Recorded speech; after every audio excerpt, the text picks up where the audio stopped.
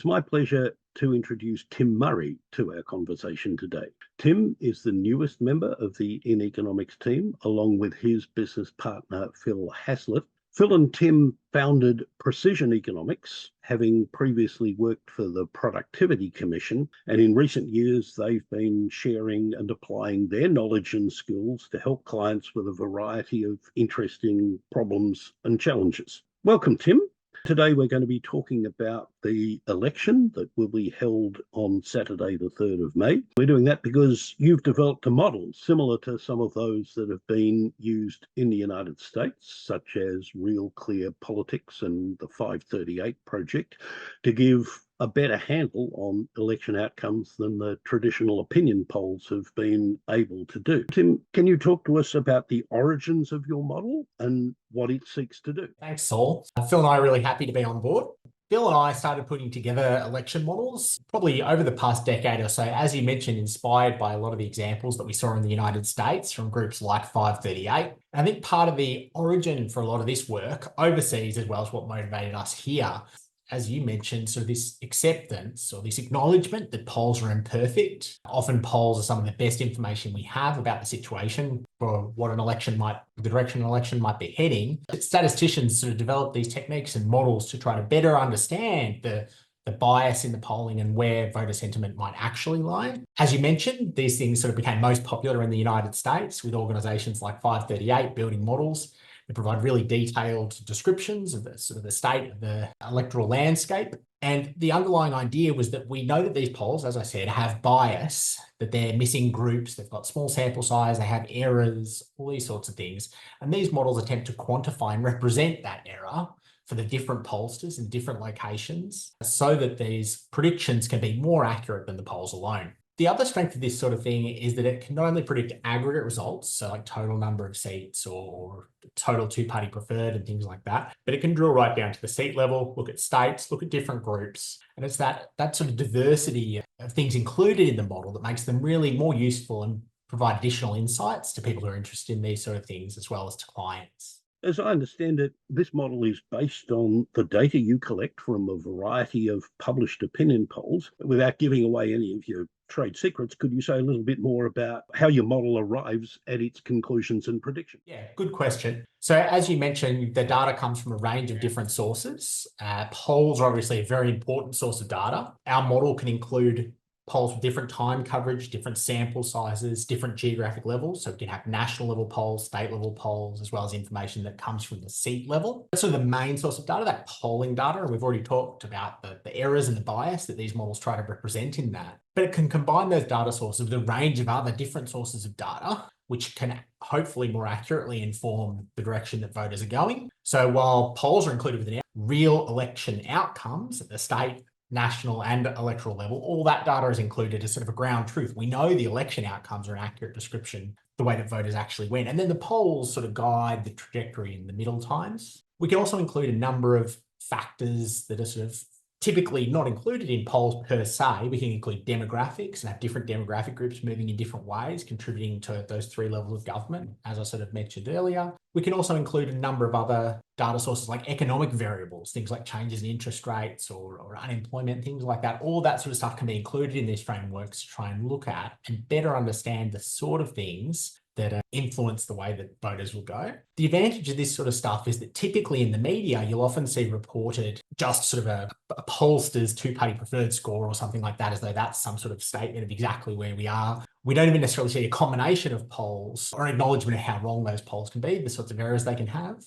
We also often see things like allocation of preferences based on past elections. But the advantage of these techniques is it can sort of holistically combine all these things together in a consistent way without any ad hocery, without any sort of bias or judgment from the operator, allowing us to hopefully more accurately predict the direction that things will go. The other thing is that once you've built these models, they can also be used to run really detailed simulations. So to get the distribution of results that some people might have seen that was presented on LinkedIn and things like that, we're running thousands of simulated electoral outcomes to look at the ways different things might move. States move together or move apart. Different electorates will have different outcomes. And that gives really detailed insights into the spread of outcomes for the respective parties of the election. So presumably you've started with data, as the opinion polls do, that reflects people's primary voting intentions, that is, who they're going to put a number one next to on their ballot paper. But of course, you also have to, in order to predict the outcomes of elections, assign preferences from people who don't vote for one of the two major parties ordinarily, or an independent or a Green if that's the ultimate winner of a seat. How do you do that? Yeah, so that's a very good question. And that's one of the sort of contrasts in the way that you have to build up a model like this for Australia in comparison to the United States. So as you mentioned, we start with opinion polls, and there's lots of different things that different pollsters get. So some pollsters, or almost every pollster, will report the sort of national two-party preferred score. Some polls will just be at certain states and not others. Some polls will report first preferences for different parties or different candidates. And this sort of framework allows you to combine them when they don't exactly align. So you might have a poll over here that's two-party preferred, a poll over here that's first preference, a poll over here that was in March, a poll over here that was in February, and this can combine them all. As you say, one of the sort of, I won't say unique, but one of the notable characteristics of the Australian system is that we have preference allocation. So we can model the way that first preferences go down at the electorate level, and then we can look at different scenarios for preference allocations, so we can consider those kind of things. The tricky thing with preference allocation, though, is you've kind of got to take that a bit more on face value than you can with sort of some of those other estimated things based on polls and election outcomes. So with preference allocation, you can really only look at the past history for what's happened. And this is the sort of thing that you will typically see reported on in places like the ABC, or take the party's words for it in terms of what they say or the way they suggest that they'll be allocating preferences. But really, that sort of goes to one of the core strengths of building up these Bayesian type models that we've done here. We've also got some machine learning stuff in there. The point being that it can combine all these different things. It's got a collective framework that sort of lets you plug in and define whatever you like, provided you understand the maths and the code of how to do these kinds of things. Right. So all models ultimately rise or fall on their predictive power, whether they help people to arrive at the conclusions that ultimately turn out to be accurate more readily than other models or opinion polls allow them to do. What's the track record of your model? Yeah, so we have applied this sort of technique at past elections, and this was part of what really drove us to want to do it as part of our consulting work once we left our previous jobs in government. Previously, sort of as hobbyists, we built more stripped down, simplistic versions of these models to look at elections. For example, in the 2019 election, we had some bets down on that election because our model predicted quite a bit better than markets were. For those that don't remember, back in 2019, it was a very famous sort of polling miss. And in the lead up to the election, markets had priced the coalition, I think, at about $7 in the week heading in. And I think up to the day or two before, they brought it right up to $10. Whereas our model back then, we still thought Labor was slightly favoured to win, but it was more a 55-45 type situation or a 52-48 type of situation. So we thought it was closer to a coin toss. And as a result of that performance back then, that was what sort of really put a bit of a fire under our backsides. These models are something that could be quite useful when applied in Australia because of their ability to outperform markets. Similarly, we ran models for the 2022 election as well. And again, it was better than the market, but again, not quite as much overperformance relative to betting markets compared to 2019, because pollsters themselves, I think, had learned some lessons from their misses in 2019. That's also one of the strengths that we've rolled into this model in terms of the theory and the way that it works. Inside of our simulated model, we allow pollsters to learn from elections and correct their polling biases as well. So we don't just assume, like some other people do, that all pollster biases have to net out to zero, or that the pollster's bias is sort of this thing that stays static over time. We let the pollsters in our model determine an estimate of their own bias and correct their past mistakes, which helps our model, we think, be a bit more accurate than it would otherwise be. Well, of course, polling has actually already started by the time we've recorded this conversation. And in recent elections, more than a third of voters have actually voted before election day comes around. And newspaper and other reports suggest that that proportion will rise again in the 2025 election. Can you give us a little bit of a sense about how the predictions in your model, from your model, have evolved since the beginning of this campaign, or indeed since the beginning of the year? Since there do appear to have been some significant shifts in voting intentions since the end of last year. Yeah, so that's actually quite interesting. One of the things you mentioned is that people are increasingly voting early. We haven't explicitly in our model included any theory to represent different behaviour for early voters or otherwise. But our model has borne out quite a few patterns of changes over time that are quite interesting.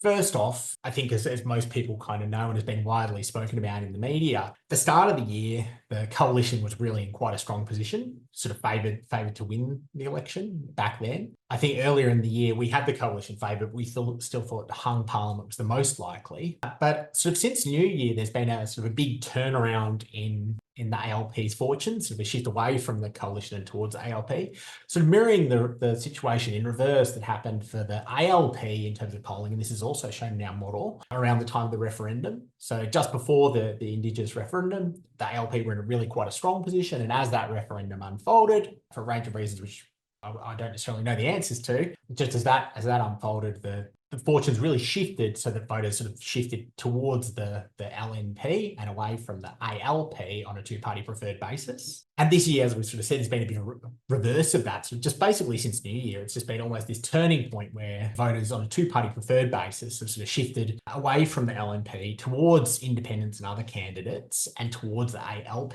which sort of has created quite a strong increase in the two-party preferred for Labor. One of the other important insights from our model is that we can start to understand who's changing. So I'd sort of say there's two main groups that we can highlight as driving the top level changes in Australia this year. First and foremost, we've observed in our model that female voters tend to move more strongly than male voters on average when they do move. And that when they move at the margin, their change impacts outcomes more in total. This broadly aligns with the international literature and what other models have seen overseas. But as in a lot of cases, Australians tend to be a little bit more muted. We're a little bit less sort of swingy in our responses to political issues. Hopefully, touch wood, that attitude sort of continues in Australia. But in terms of female voters, as I said, they tend to move a bit more when they move than men on average. And when they move, it matters more. And when I say when they move, it matters more, an example of that would be, say, typically if male voters leave the LNP, they tend to switch to more so towards independent candidates rather than the ALP or the Greens. And in many cases, a shift of a voter from the coalition towards an independent candidate, often that independent candidate is still just sending their preferences back to the Liberal National Party. Women voters, particularly when they leave the coalition in terms of the margin, they tend to more frequently than men go to parties like the Greens or some different independents that allocate preferences in different ways. So when women do move, not only do they make those bigger steps, but when they move, the moves are more likely to influence the two-party preferred because they're shifting from, say, the coalition to the Greens. Another one of the major cohorts that we've seen sort of pretty big movements in are the lowest education groups in Australia. So those people whose highest level of educational attainment is high school level. And this is sort of an interesting observation for us because, at least in terms of what I see, or maybe this is what the media algorithms are serving me, we see a lot of discussion in the news about the sort of policies that voters care about. And there's talk about house prices and all this sort of stuff. But the biggest moving group, as I said, the lowest education and lowest income bracket groups, these are not the people typically who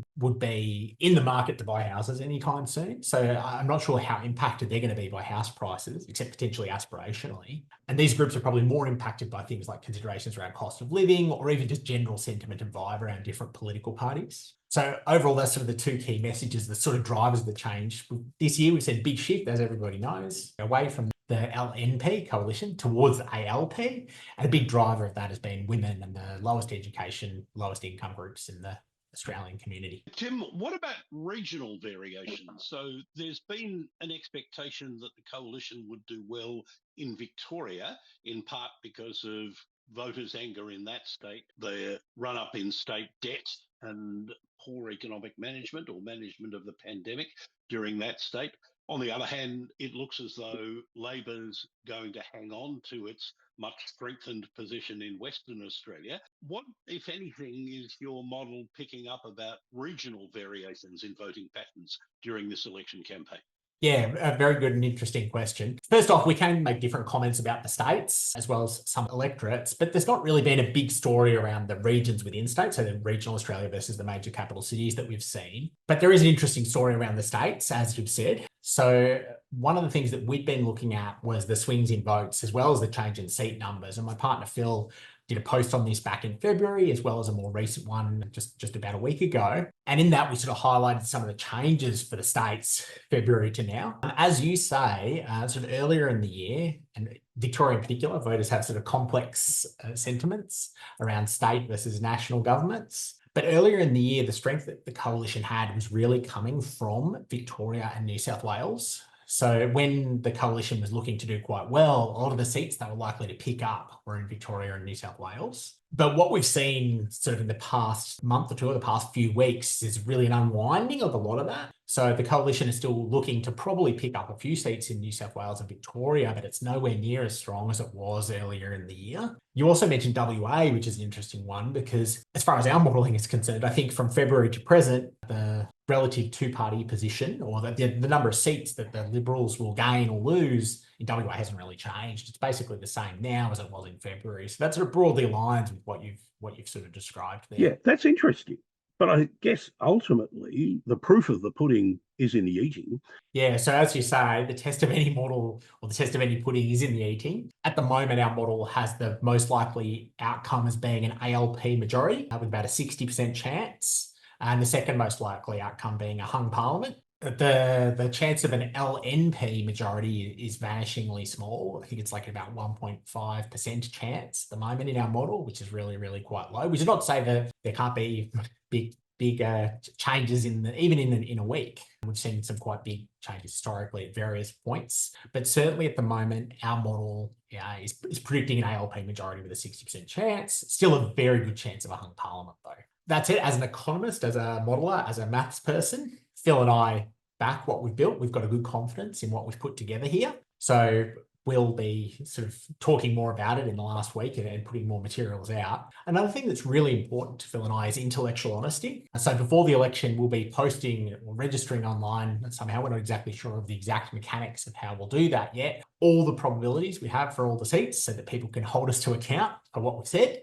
Ultimately, sort of as you say, we sink or swim based on those predictions. The key thing for us is not just predicting sort of the overall outcome, because that's always a probabilistic thing, but also looking at sort of the distribution of seat numbers and sort of comparing our probabilities to what markets have the probabilities at as well. So that's sort of something we'll be watching with a fair bit of interest. For us is not just predicting sort of the overall outcome, because that's always a probabilistic thing, but also looking at sort of the distribution of seat numbers and sort of comparing our probabilities to what markets have the probabilities at as well. So that's sort of something we'll be watching with a fair bit of interest. If there was a close election result, we may not know for some time after Saturday, the 3rd of May, what the final outcome is. But it'll certainly be interesting to compare that with what you predicted here today. Obviously, your model might move between now and polling day, so it'll be interesting to see what it's saying on the Friday before the official election day. Tim, thank you very much for sharing all of those thoughts with us, and we look forward to talking with you on other topics on other occasions. Thanks, Saul. We're very happy to be on board.